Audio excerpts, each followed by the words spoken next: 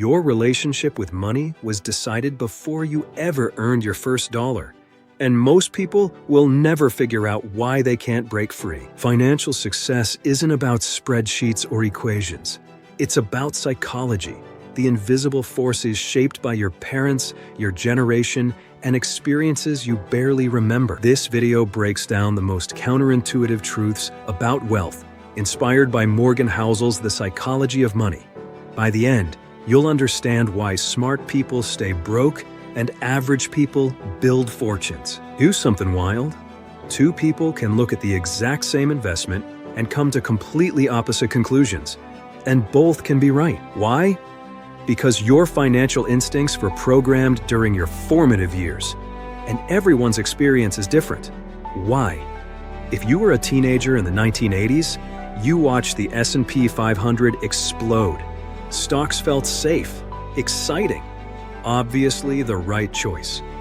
But if you grew up in the 1970s, you saw a decade where the market went sideways. Why would you ever trust it? Same story with inflation. Boomers who lived through the 1970s are haunted by memories of prices doubling. They hoard cash and obsess over interest rates. But millennials? They've only known low inflation. It barely registers. Your parents' attitudes toward debt, risk, and saving weren't chosen, they were conditioned. And now, they live inside you. Morgan Housel puts it perfectly. People do crazy things with money, but no one is crazy. Everyone's making decisions that make sense based on the world they experienced. The problem is, you're fighting a battle with a strategy designed for someone else's war. Warren Buffett is worth $84 billion. But here's the part that should blow your mind. $81 billion of that came after he turned 65. Most people think Buffett's secret is picking great stocks. That's not it. His secret is starting at age 10 and never stopping. Compounding is the most powerful force in finance, but it's almost invisible. Let me show you why. Imagine you invest $1,000 at 8% interest. Year 1, you earn $80. Year 2, you earn 8% on $1,080, so $86.40.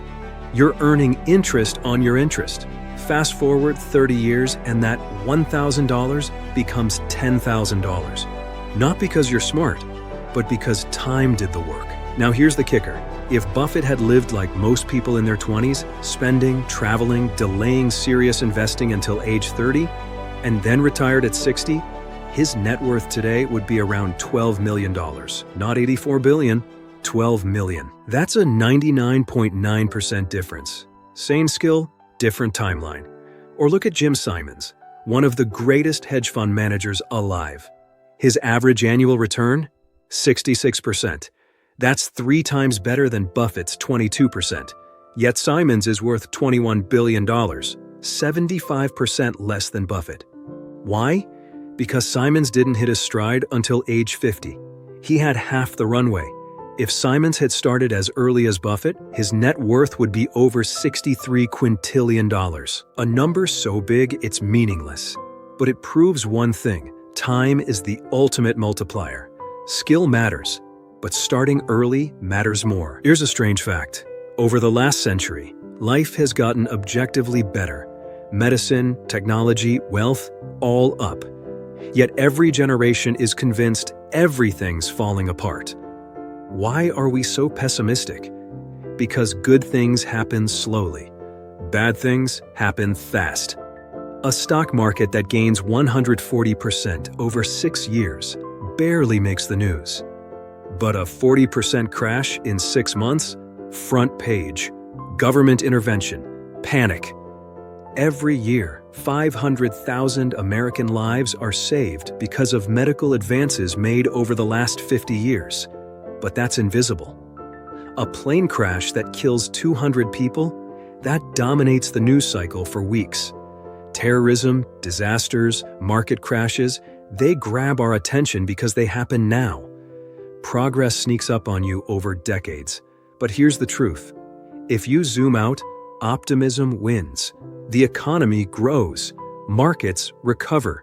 Innovation solves problems. Pessimism feels smart. It sounds cautious, but it's often just impatience disguised as wisdom.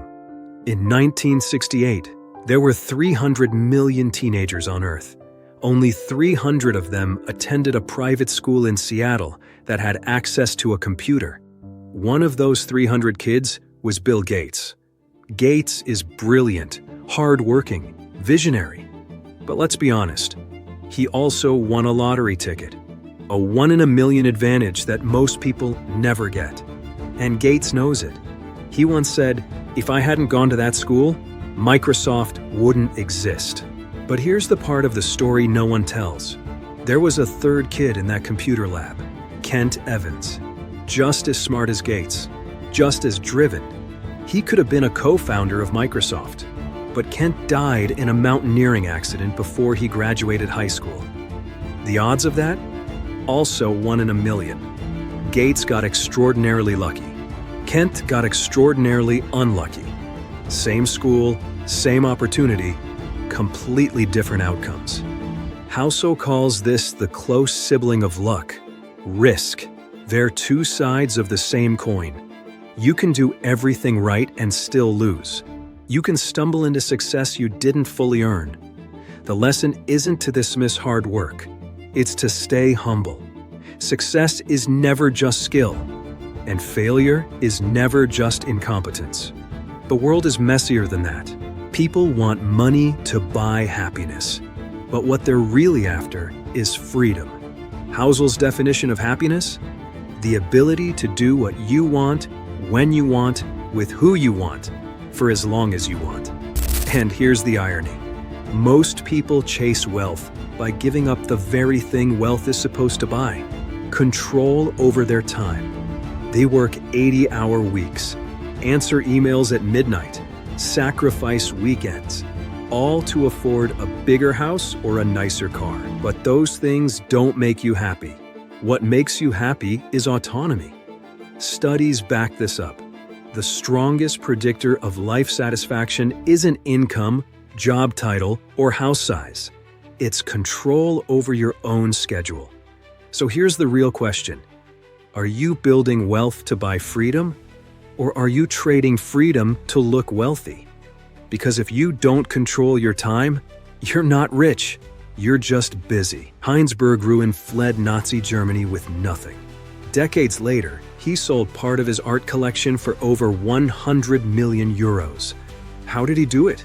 Was he a genius at spotting talent? Not really. His strategy was simple. Buy a ton of art, hold it for decades, and wait for a few pieces to explode in value. Berggruen was probably wrong 99% of the time. Most of what he bought was worthless, but 1% of his collection included works by Picasso, Matisse, and Klee, and that 1% made him a fortune. This is what's called a long tail event, when a tiny number of outcomes account for almost all the results. Venture capitalists understand this. Most startups fail, but one Facebook or Uber can return 100x and cover every loss in the fund. Amazon is another example. In 2018, Amazon alone was responsible for 6% of the entire S&P 500's gains. One company out of 500. And inside Amazon, two products, Prime and AWS, generated more profit than everything else combined. The Fire Phone flopped. Their travel business failed. But those tail events didn't matter because the winners were massive. After the Fire Phone disaster, Jeff Bezos told shareholders, "If you think that's a big failure, we're working on much bigger ones. Some will make the Fire Phone look tiny." Bezos gets it. You only need to be right a few times if those few times are big enough. Warren Buffett has picked nearly 500 stocks in his career. 10 of them made most of his money. The best investors are wrong half the time. The best leaders make bad calls constantly. But if they get a few big decisions right, nothing else matters. Stop expecting perfection. Start expecting a few massive wins to carry everything else. Being rich and being wealthy are not the same thing. Rich equals high income, flashy lifestyle, expensive toys. Wealthy equals financial assets you haven't spent yet. The guy in the Lamborghini, he might be rich, or he might be drowning in debt, leasing that car, barely scraping by. True wealth is invisible. It's the money sitting in index funds, the emergency cash you're not touching, the financial freedom you've built but haven't cashed in yet. Building wealth requires saying no. No to the designer watch. No to the first-class upgrade.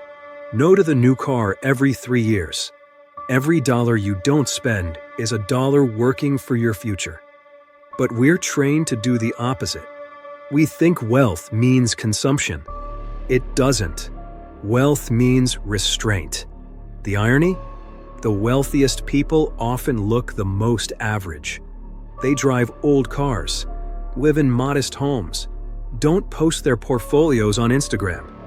Real wealth whispers. Fake wealth shouts. Imagine climbing a mountain. You know it'll be hard. You might get lost, injured, caught in bad weather, but you accept that. It's the price of reaching the summit. Now, imagine someone telling you there's a magic escalator to the top. No effort, no risk. Would you believe them? Of course not. But when it comes to investing, people act like that escalator exists. They want 12% returns without volatility.